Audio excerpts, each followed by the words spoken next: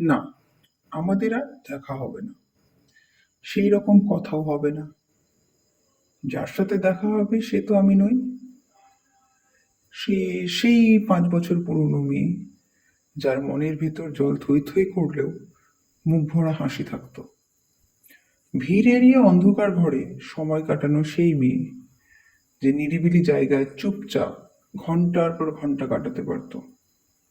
তবে সামনে থেকে কেউ কোনোদিনও বুঝতে পারেনি যে তার মনের ভেতরে এত ঝড় চলছে। একটু একটু করে তিলে তিলে নিজেকে করতে একটু স্বাভাবিক করতে তার সময় অবশ্য লেগেছিল। হাজার কষ্ট হলেও মেয়েটা মন খুলে একটু কথা বলতে শুরু করেছিল। এক নতুন ঊর্জা তাকে আবার নতুন করে বাঁচতে শিখিয়েছিল। মেয়েটা একটু স্বাভাবিক হতেই সেই ঊর্জা ধপ করে নিভে গেল।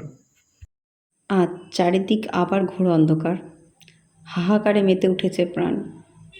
আজ সে আবার আগের মতো চুপচাপ, আগের ন্যায় নিষ্প্রাণ।